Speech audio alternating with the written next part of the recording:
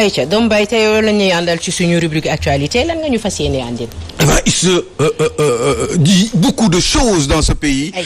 Donc Fabel soo pour le dire. Eh bien Walf Quotidien am na yu mu jot a wax tey mi ngi wax ci pouvoir bi ni ñuy dépenser alalu réew mi. M2D dafa am problème ak M2D mooy mouvement pour la défense de la démocratie. dañu am problème ak FRN ñoom ñaar ñëpp ay ñaari groupe la yoo xam ne dañu nekk dans l'opposition farouche au président Macky Sall. Il se trouve que M2D boobu moom dafa ànd pratiquement ak Ousmane Sonko. ñeneen ñi mooy l'opposition classique PDS et cetera ñooñu ñoom Mamadou Diop Decroix gars yooyu ñoom ñoo nekk seen wet. donc ñooñu est-ce que question bi mooy li Walf Quotidien bi ne mooy le choc des égos mooy est-ce que ñoom mooy li ñu doon wax fan yii yëpp rek tout le temps ci petit déj mooy ces gens-là est-ce qu'ils seraient capables en réalité de se retrouver autour justement d'un seul et unique objectif mooy fexe ba am un programme pour éventuellement remplacer donc le président Macky Sall. Est-ce que loolu mën na am il me semble que non mais à la limite sax da ngay gis ni Macky Sall ci boppam moom moo mettre justement les chevaux en avant fas yi ci kanam histoire pour jàppale encore davantage gën a may doole la coalition donc au pouvoir pour éventuellement ces élections qui vont arriver mais ci yooyu il faut que ñu wax ci élections yi nar a ñëw nii gis ngeen Macky Sall mi ngi def touru Sénégal bi tournée économique avant élection yi di am pour dimbali jàppale cette coalition là mais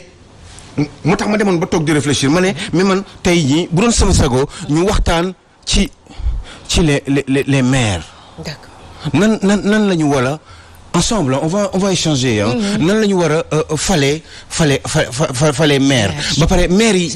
gox yi yan maire la ñu war a jël type de maire yi parce que gis nañu ñu ci bari au Sénégal maire yi en général dañuy bëgg ñi fi nekk dañuy bëgg di conserver seen maire yi parce que da leen di may doole pour que ñu mën a am envergure nationale et puis éventuellement am ay postes de responsabilité au niveau national comme bon jëli ay exemple ñoom Omar Sarr mi ngi bëgg a toogaat biir Dagana alors que mi ngi fa depuis 1996 est-ce que Omar Sarr war na continuer encore di toog foofu alors que depuis 96 mu ngi fa te li mu fa deful Dagana waru ko mën a defaat léegi vous prenez le cas de Thiès yi nga xam ne yenn nit ñi ñoo ko téye alors que am na ñoo xam ne ñu ngi liggéey ci seen gox au niveau de la commune de Thiès am fa njëriñ trop te ñu war a leen jox ay responsabilités alors que am na ñoo xam ne xalaat nañu ñoom ñoo war a ngànk béréb yooyu parce que le fait que ñuy ngànk seen gox yooyu day tax ñoom bu ñuy mën a négocier pour am ay postes ministériels postes machin imaginez bien Omar c'est un exemple parce que c'est un exemple patent parce que Dagana une grande commune du nord du Sénégal Omar Sarr ancien proche du président Abdoulaye Wade donc il faut ñu joxe exemple boobu parce que moo gën a patent mais il y en a 36 000 des exemples comme ça si on prend le cas de Omar Sarr par exemple tey jii nii il est menacé à Dagana Mamadou Makhtar Cissé mu ngi fa kenn xamul ndax dina nekk candidat wala du nekk candidat il y a un homme d'affaires très xamatuma nu mu tudd parce que dama leen di suivre rek de très loin je ne peux pas tenir justement ñoom ñëpp seen tour mais il y a un monsieur qui est un homme d'affaires boo xam ne il investit énormément à Dagana koo xam ne il n'est pas politique mais est-ce que du ñooñu ñooy ëpp par exemple njëriñ ci seen gox parce que finalement ñoom même xaaruñu sax nekk maire pour mën a defal dara seen gox vous prenez le cas de Thiès Nord par exemple je pense que Cheikh Diène Gomis a une idée là-dessus des gens comme par exemple ay ñoom Habib Niang xam ne ñoom même avant dara ñu ngi jàppale seen gox nga jël ay cas il y a une commune là qui s'appelle je crois que c'est une commune de xaw ma lan Ngagne Sarr xaw ma fu ma ko liiree Ngagne Sarr quelque part une commune boo xam ne mi ngi nekk côté Louga un monsieur il est en train de faire un boulot formidable xaw ma nu mu tudd xaw ma waa ji mu tudd Ngagne Sarr xaw ma nu mu tudd mais commune daal xaw ma lan la Sarr commune bi am na lu mu tudd ba pare teg ci Sarr noonu la ko mu tudd waa ji mi ngi tudd Ngagne Sarr mais ce gars il est formidable il est en train de faire un boulot extraordinaire di jàppale ay goxam di def énormément de choses pour ces gens-là donc ces gens est-ce que ñooñu la ñu war a di fal maire donc moi je pense que ni il faut que ak yeneen yoo xam ne Fabel tey bi ñu ko doon wax fi ba 10 heures duñu fi jóge ay tour ay nit ñoo xam ne dañu jóg rek pour am générosité pour jàppale seen gox ak seen i mbokk yi nga xam ne ñoom la ñu dëkkal alors que am na ñoo xam ne dañu taxaw rek ne ñoom dañuy nekk maire histoire juste pour am tour bi nekk maire ndax mën a négocier ay fonctions de direction nationale wala ay fonctions ministérielles et loolu wax dëgg yàlla il faut que mu jeex fii moo tax à un moment donné il faudrait que ñu commencer di bàyyi xel ci loolu surtout sénégalais ñi nga xam ne ñooy voter ñoo xam ne amal nañ leen njëriñ ci seen gox que ñu mën a jël ces gens-là qui sont là depuis des années et qui veulent toujours continuer à maîtriser ces localités juste pour des intérêts crypto personnels et je crois que loolu daf fi war a jeex à partir de maintenant parce que finalement ban njëriñ la ñu amal ñoom seeni béréb par exemple la région de Thiès on nous dit que Idrissa Seck il maîtrise Thiès depuis 1900 depuis bi fi Ablaye Wade nekkee ba tey bi ko Ablaye Wade joxe les pleins pouvoirs jox ko ay moyens pour mu defar Thiès Idrissa Seck mais finalement am na ñeneen ñoo xam ne ñu ngi biir Thiès ñoo ëpp njëriñ man à mon sens Idrissa Seck depuis bi mu fa nekkee ba tey bon maintenant peut-être mun na tane parce que il a encore des fonctions et boo demoon keroog ci tournée économique Macky Sall bi di nga daan kon gi ni il s'est retrouvé encore avec beaucoup de moyens mais moo tax booy seet sax xëy na peut-être loolu moo tax ñuy xëccoo nguur jusqu'à ce point là parce que boo ci nekkee rek da ngay gis changement bi am Thiès ba keroog mais Thiès orange kese la ay taille-basse yu orange yu toog comme on dit ay t-shirt yu orange ay foulard yu orange da ngay sentir ni ñii dégg nañu ñi jóg nañu pour soutenir Idrissa Seck encore mayaat ko doole parce que tout simplement il pense que ni amaat nañ yaakaar ci moom ndax waa ji am na xaalis donc loolu moom mooy tax en général ñi nga xam ne dañu am ay fonctions donc ay ministérielles wala de direction dañuy rayante pour jéem ko téye ñi ko amul jéem ko wut parce que xam nañu leen rek moo leen ko mën a jox il faut que ñu am doole ci seen gox te doole boobu leen rek moo koy wane mooy ñu par exemple ñu garder mairie bi comme wala ñu garder commune bi donc loolu je pense que ni loolu sénégalais dañ ci war a jóg il faut ñu commencer di def une différenciation entre ki nga xam ne day liggéeyal goxam Cheikh Diagne Gomis war na mën a ñëw toog à un moment donné ci béréb bi mu dëkk mu ne man dama bëgg jàppale sama gox il faut que ma nekk maire sama gox sans forcément être un homme politique parce que tout simplement xalaat na ni moom li muy def yéene bi mu am ci gox bi te di ko def bu pour mu gën a yaatu eh ben il faut que mu am ay moyens yoo xam ne ndombal tànk moo ko koy jox te ndombal tànk boobu du lenn lu dul par exemple nekk magistrat localité boobu donc je crois que il faut que ñu commencer di bàyyi ci xel ci yooyu que les populations de ce pays commencent à penser aux gens qui sont mooy les autochtones ñi nga xam ne ci seen biir gox yi la ñu dëkk vraiment j'insiste là-dessus parce que loolu dafa am solo trop ci man xoolal le gars de ñooñu nga xam ne ñoom ñooy yor xaw ma bon je ne sais pas si c'est une publicité sama monsieur ñooñu yor gaz bi là ki yor gaz bi noonu ci route de Rufisque ce gars-là il fait énormément de choses maa ngi suivre ay affaires am énormément de choses ci goxam bi mu dëkk il y a l'autre mais il y en a tellement mënu ma ko citer ils sont nombreux dans ce pays yoo xam ne ñu ngi dimbali seen gox ñooñu bu ñu bëggee nekk maire il faut que ñu jàppale leen parce que c'est d'une évidence que ni bu ñu ko toogee ki yor yëfu boppam di ci séddoo di ko partager ak ses parents ou ñi nga xam ne ñoom la dëkkal eh bien kooku bés bu ñu ko joxee ay responsabilité yéenam day gën a yaatu ci loolu Cheikh Diagne Gomis il me semble que vous voulez quelque chose c'est vrai local la ñu wax local moom mooy la localité nit ki dégg nga xam nga man lu ma gëm maire boo xam ne bu ko waa goxam soxlaa saa yu nekk ñu gis ko muy nekk ak ñoom di ànd ak ñoom lu am mu ne leen lii moo fi am lu amul mu ne leen xam nga waxtaan dégg nga man mënumaa comprendre ñu jël ab nit di koy fal te nit kooku balaa ngeen koy gis weer ba weer benn yoon ngeen koy gis ci weer bi mais des fois ñetti weer en fait voilà doo déglu ma la li gën a graaw te loolu moo am ci localité ngir yàlla ak yolente bi waa gis nga nit ki nag localité ma ne man dama jàpp ne localité moo gën a man moo gën a important ci parce que yow da ngay yow maanaam sa problème mu gox moom ngay régler am na ay nit yoo xam ne billahi wallahi taala xoolal politique ñu de comme ni ko Aliou politique ñu waaye yàlla bi ma tiim li ñuy def kii nga xam ne moom la ñu fal maire kiw ko da ngay xool le cas de Thiadiaye mais Thiadiaye imaam yeeg kii yeeg koo ci laay xam ban tur lañ ne Waly Faye lañ lay wax voilà bravo voilà Waly Faye lañ lay wax Thiadiaye doo fa dégg keneen moom mooy defar jàkk yi moom mooy tabax école yi moom mooy def di alors que foofu am na fa maire bi mooy Omar Youm mais non mais Waly Faye est là et pourtant moom boo ko mën a man de politique dama koy def parce que sama gox la dama bëgg sama gox mel nii ay façon Waly Faye yooyu dafa am fu nekk waaye ñooñu man laa bëgg ñu ne leen am ne parce que ñooñu bi ñu doon ñoom seen alalu bopp la ñuy jël di koy dégg nga seen alalu bopp di ko ci def waaw di ko di def ci biir gox ñoom jëluñu alalu nguur gi ñoom ñoo ko liggéey ñii seen ñax ñëw di def bu ko am problème ñoo régler sa problème waaye léegi nag politiciens yi bu xooleen temps yi rek xooleen temps yi kenn amul jàmm kenn amul jàmm dëkk bi yëpp politique. mais Cheikh Diagne ku jóg et puis li ma ci gën a kii metti mooy. da ngay ciy gis koo xam ne da ngay pendant des années. doo ko gis da nga ko daan woo téléphone du la jël.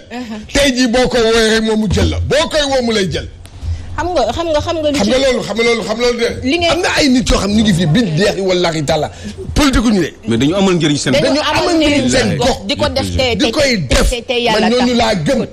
c'est tellement important li ngeen nekk di wax nii et des fois bu ñu seetaanee politiciens yi ci télé bi yéen ñi leen di invité souvent Alioune Sow. Des fois tu as l'impression que ni fi ñu dëkk lépp lañ defar. boo leen déggee ñuy wax et alors man exemple laay jël ci fi ma dëkk yaa ngi wax caajaay kii mi ngi wax fe mais ñun Grand Yoff bi ñu dëkk. Alioune Sow coach da ngay génn boo génnee Grand Yoff tu regardes autour nga xam ne dara baaxu fi. bu fekkee problème mu insécurité la Grand Yoff la su fekkee problème mu insalubrité la Grand Yoff la yeneen ak yeneen dara baaxu fa pour wax rek juste te boo leen déggee ñu toog ci télé bi di wax tu as l'impression que ne def nañ lépp ci seen gox. alors jeunes yi tey ñoom ñoo war a conscient xam ñan mooy li ngay wax léegi. non du jeunes yi rek parce que des fois bu ñu leen paa yi ndaw ku yi ci est-ce que xam nga ne ñi ngay wax nii te ñu baax di defar seen gox. des fois même su fekkee dañuy bëgg dugg ci affaire mairie kiiwu mairie yi. élection non ragal sax daf leen di jàpp. parce que des fois ñu utiliser jeunesse bi utiliser leen fay leen dem xeexloo leen ci loo xamante ne mais xëccoo mairie jarul ngay yóbbante xeex. jarul ngay yóbbante di dóor nit ki c'est quelle façon de faire. non c'est pour terroriser les populations rek. terroriser ba ku bëggoon dugg wala nga teg tànk dootoo ko ñeme. alors lan mooy Fanta yaa ngi may na ayca. parce que dama gis ne Aliou Sow. nit ku amul askan bi cëriñ. Cheikh Tidiane Gomis. mais da lay wóor ni population yi dañ ciy moy di la jàppale. te loolu moo fi war a jeex. absolument gis nga jeunes yi léegi Fabel ma wax la ni. dañu yeewu léegi. ils sont conscients. Cheikh Tidiane Gomis jeunes yi ñoom seen bopp ñooy créer ay association di cotiser di defar ay tali. est-ce que loolu jaadu c'est vrai te loolu jaadu na. est-ce que loolu jaadu na. te mu am HLM jeunes yi ñoom ñooy cotiser di defar tali. loolu sax uy ma. man loolu fekkee naa ko ba tey. xoolal HLM yi ñooy cotiser ñoom di defar tali. voilà am na benn système. uy ma non uy ma kaay am na benn système. sànq sax man maa ngi jum di ne caajaay Waly Faye mais Waly Diouf la. dégg nga Waly Diouf. dégg nga mais am na beneen système. exemple je donne un exemple. je prends l'exemple de par exemple Mbao. oui voilà. Il y a un maire qui travaille qui se bat. guddeeg bëccëg. mais alors que localité boobu fal nañ fa keneen koo xam ne ministre la. mais amul njëriñ ci kii bi ci localité boobu. eh ben mooy Mbao Abdou Karim Sall ak Obama le garçon qui s'appelle Obama. xam nga donc mais c'est pareil boo demee aussi am na ci ñoo xam ne sax ñi ngi liggéey xool ma mais xam nga man Farba Ngom. ce n'est pas ma tasse de thé. waaw mais wax dëgg yàlla. mais ku dem Agnam xam na moom en tant que maire. voilà donte bindam sax matul. mais moom reyante na pour sa commune. moom des gens comme je sais pas man je verrais bien Ahmed Aïdara. par lu tuuti li mu am moom. moom mu ngi koy bokk ak. waa Guédiawaye mais ce garçon là moi j'aimerais bien que ñu def Ahmed Aïdara maire commune. parce que amal na njëriñ commune am. ak yeneen nit ñoo xam ne mu leen citer fii dans ce pays y a un garçon qui dëkk Grand Yoff non sorry moi je vous dis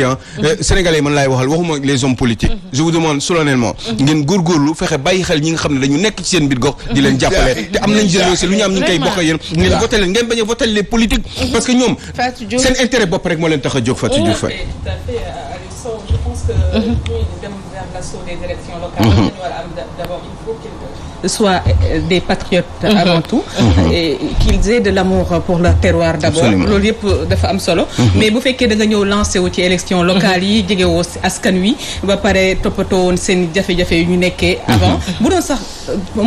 côté financier mënoo leen a jàppale mais ngay génn di bokk ci li ñuy seen jafe-jafe yi di leen di appuyer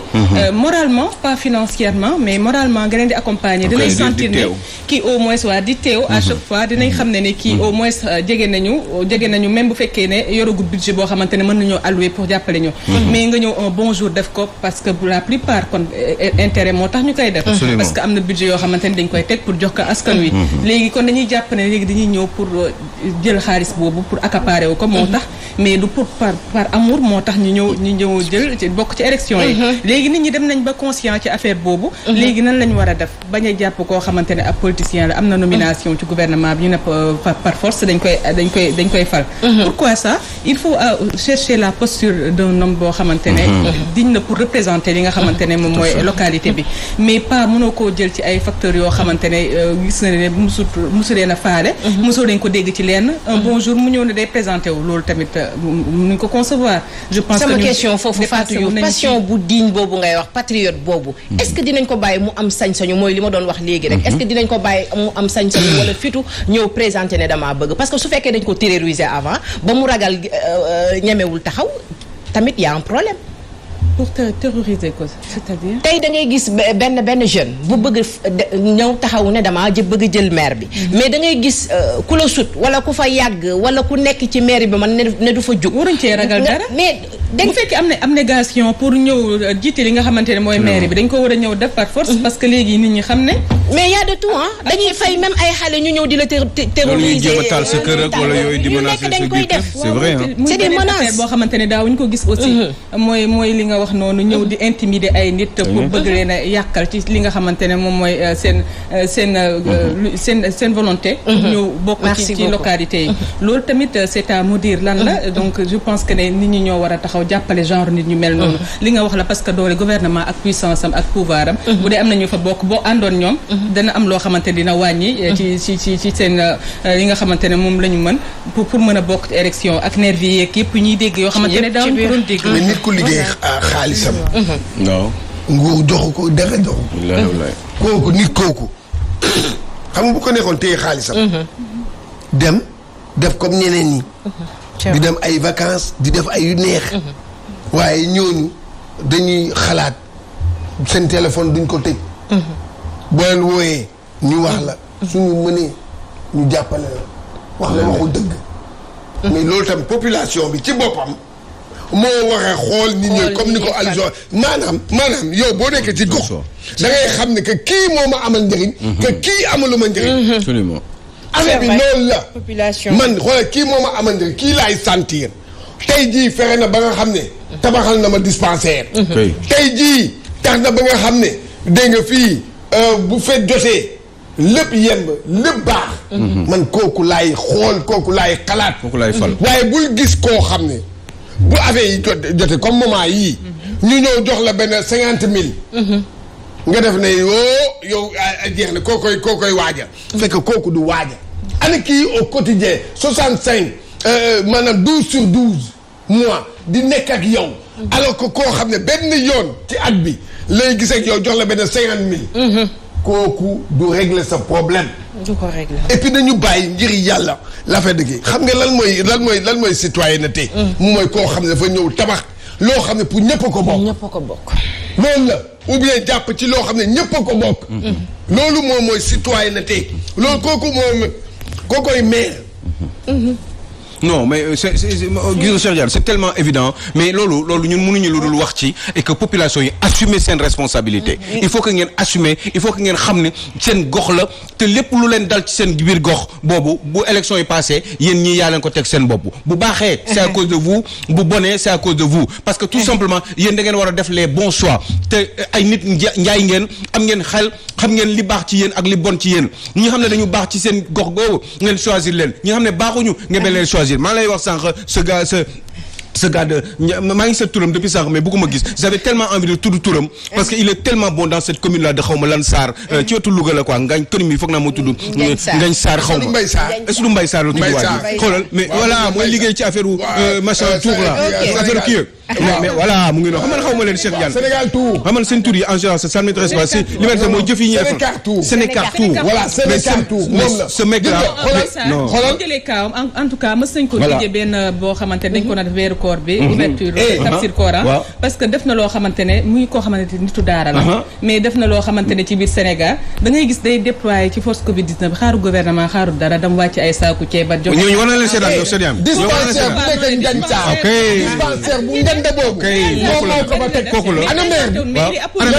bi waa léegi. il est apolitique. waaw mais léegi d'accord mais Fatou Diouf mën na nekk apolitique. mais ñu fal ko maire. mu continuer parce que kii def loolu buñ ko fal. ñëw ci moom ne ko jógal. da ngay nekk maire par force. voilà c'est ça. mais am na keneen Cheikh Yane le gars là aussi ki yor xaw ma mais lobu gaz même Diarra. mais ce monsieur là aussi. dans sa commune mi ngi entraîné mais ñooñu. mais pour ak ñeneen ñoo xam ne mënuñu leen citer fii mais pourquoi vous ne choisissez pas ces personnes là. lu tax doo leen tippoo ñooñu ñu dimbali leen lu tax ngeen bëgg ñu leen di mettital tout le temps. Macky Sall c'est tellement important li ñuy nekk di wax nii que mën nañ ci wax ba actualité bi jeex te duñu pare mais dañuy jàll ci beneen journal Rewmi Quotidien ñu gis mu wax fii loi sur la déclaration de patrimoine plusieurs obstacles comptabilisés ñu bàyyi la nga dugg ci réew. Oui c'est tellement peu évident parce que Macky Sall bi muy doog a ñëw ci nguur gi dafa am yu mu waxoon ne woon na ni képp koo xam ne dañ la dénk alalu public une société publique boo xam ne mën nga ko évaluer li nga fay def comme chiffre dépassé na plus de 1 milliard yow da nga disposer à ngay def say déclaration donc de patrimoine perpétuellement continuellement da nga ko war di def en temps normal donc Macky Sall avait demandé dafa laajoon ay nit pour ñu def loolu ñi nga xam ne daf leen dénk yenn jox leen yenn ndombal tànk yi eh ben ñu si bari defuñu ko il se trouve que même maa ngi dégg critique mu ngi koy wax bravo en critique eh ben ñi ngi koy wax y a plus de apparemment selon li ñuy wax 1247 Faber xoolal 1247 nit ñoo xam ne dañu yor ay ndombal tànk ci réew mi ñu ne ñoom ñoo war a joxe def seen déclaration de patrimoine 1247 mooy lan ci olof mooy junni ak ñaari téeméer ak ñeent fukk ak juróom-ñaar voilà yoo xam ne ñoom ñoo war a déclarer def ay déclaration ci loolu déclaration de patrimoine ci loolu y a presque ñeenti téeméer ak 450 ñeenti téeméer ak juróom fukk ak juróom-ñeent nit ñoo xam ne Macky Sall dafa leen dénk nee na ñoom ñoo bañ du ñu def seen déclaration patrimoine parce que à la limite faale wuñu Macky Sall toppatoo wuñ ko parce que ndawloo wuñ ko tout simplement comme ci yeneen domaines yoo xam ne sax Macky Sall dafa leen di wax ñu def ay yëf ñu ne ñoom duñ ko def parce que en réalité ils ne respectent pas le président ils veulent juste collaborer avec lui pour partager le pouvoir et puis certaines prébendes donc loolu moo fi war a jeex am na ñoo xam ne ñu ngi ci réew mi dañuy yor alal réew mi ñu ne leen ngeen def seen déclaration wax lan ngeen am ret ba déwén pour ñu xam ndax suñu alal bi ñu leen dénk di ngeen ko sàcc wala doo leen ko sàcc mais non ñoom nee nañu duñ ko def je pense que ni ci 1247 yooyu war a def seen déclaration 459 yi ko deful. c'est parce que pour man ay sàcc lañ. pour man dañu sàcc bañ ko wane. amuñu aucune raison buñ koy nëbbu noonu bañ a dem def seen déclaration c'est parce que dafa am yoo xam ne mënuñu ko déclarer parce que dañu sàcc alalu réew mi. donc yooyu nag moo waroon tax ñu dudd seen tour man je ne peux pas comprendre. OFNAC et puis loolu président Macky Sall moo ko waroon exiger ñi nga xam ne dañu bañ au bout d'un certain délai de temps ñu jox leen benn temps. deadline ne heure sangam bi ba heure sangam bi temps sangam bi ba temps sangam bi. bu fekkee ni yéen defu leen seen déclaration ñun dañuy jël seen tour ñu génne ko ci Sénégalais yi xam ne yéen bëgg leen def seen déclaration parce que man le fait que ñu ne ma y a presque téeméeri nit juróomi téeméeri nit yoo xam ne nee nañ bëgg ñu def seen déclaration man ci réew mi alors que ñu jox leen suñu alal suñu yëf lañ leen dénk ñooñu c'est parce que dañu war a wax Sénégal ñii ñoo bañ a def seen déclaration loolu Macky Sall daf ci war a insister et là franchement je le crie haut et fort sur les toits de ce pays pour que ñu xam ni fii dëkk bi dafa am ñoo xam ne ay sàcc lañu bëgguñu xaalis bi ñu leen dégg dañ koy sàcc genn wàll jëm lañuy sàcc di ko séddoo ñoom ak seen i mbokk ak seen i njooñ moo tax bëgguñu def seen déclaration dañu war a wax seen tour te yow Macky Sall vous devez le savoir te boo exiger madame Seynabou Ndiaye Diakhaté mu wax tur yi ñu wax ñi nga xam ne ñoom ñoo bañ a def seen déclaration dañ leen génnee ci réew mi nañ leen génnee seen tur yi ñëpp a xam ko xam ne diw ak diw defuñu seen déclaration parce que tout simplement bi ñu leen di dénk suñu alal officiellement dañu xam ñan lañ ko dénk ñoom dañ nëbbuwutuwuñu dañu taxaw ñu ne ñoom dañu bëgg a liggéeyal suñu réew ñu ne diw la ñu dénk béréb sàngam donc ñooñu ñu dénk nag comme ñooñu dañ nee na ñoom du ñu def seen déclaration nañ leen waxaat kii ñu dénk suñu alal nee na moom du def déclaration de patrimoine am donc il faut que Sénégalais yi xam ko teg ci seen bët te loolu Macky Sall bu fekkee ni yow da nga koy seetaan ça veut dire que vous seriez complice en réalité parce que lii waroo ko nangu ndax xaalis bi nga leen jox li nga leen dénk ñoom waruñu ko sàcc dëgg la te da nga war am benn rapport de confiance parce que yow daf la war a leer ni yow ñii li nga leen di jox ñu ngi def seen liggéey normalement je suis très frustré nag quand j'entends ça bi ma déggee ni lu ma téeméeri nit nee nañu ñoom ñoo bañ li Macky Sall wax duñ ko def man j'ai halluciné je me suis dit mais ñii man ba ma yaakaar ni mais Macky Sall yow mais nag gars yi faale wuñ ko Macky Sall yow gars yi kii wuñu la toppatoowuñu la juste benn question est-ce que comme Macky Sall li ko fi desee daanaka bariwul est-ce que bu fi bis bi fi loo moo tax ñu koy gën a est-ce que bu fi nguur gi nekk tey jóge woon dinañ am sañ-sañu ba tey topp leen ñoom ñii.